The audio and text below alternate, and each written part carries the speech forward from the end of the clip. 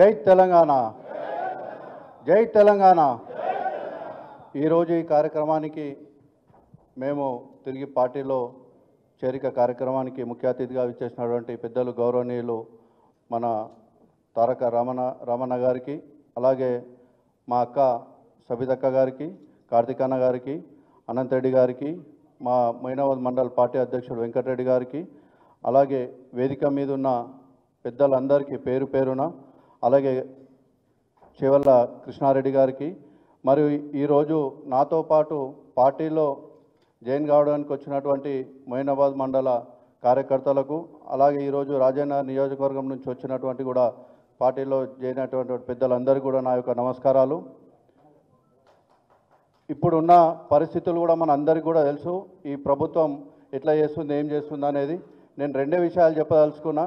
ఎందుకంటే నేను మొన్నటి వరకు సర్పంచ్. మేము తెలంగాణ మన బీఆర్ఎస్ ప్రభుత్వంలో ఒక సర్పంచ్ అంటే గల్ల ఎగరేసుకొని తిరిగేటట్టు ఉంటుంటే మేము. ఎందుకనంటే ఆ రకంగా మన పెద్దలు కేసీఆర్ గారి నాయకత్వంలో ప్రతి గ్రామంలో ఊరూర అన్ని డంపింగ్ యార్డులు కానీ, క్రిమిటోరియాలు కానివ్వండి, మిషన్ భగీరథ నీళ్లు, రోడ్లు, సీసీ రోడ్లు, 24 గంటల కరెంటు, ఈ యొక్క అభివృద్ధి కార్యక్రమాలలోనే మేమే గొప్ప చెప్పుకుంటుంటిమి. ఎందుకనంటే మేము ఈ టర్మ్ సర్పంచులమైనామంటే మేము అంత అదృష్టవంతులు ఇంకొకరు లేరు అని. ఎందుకంటే ఆ రోజులల్లో నీళ్లకు కావాలని అంటే బిందెలు పట్టుకొని ట్యాంకర్లు పెట్టి నడిపించే పరిస్థితి ఉంటుండే.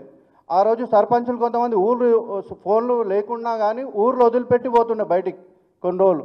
అట్లాంటి పరిస్థితి లేకుండా మన బంగారు తెలంగాణ సాధించిన తర్వాత, మన కేసీఆర్ గారి నాయకత్వంలో తెలంగాణ సాధించిన తర్వాత ఎంత అభివృద్ధి చెందిందంటే, మనము బంగారు తెలంగాణ ఎట్లుండేనో మన తెలంగాణ కూడా అదే విధంగా ఉండేని మనం కళ్ళతో చూసినాం.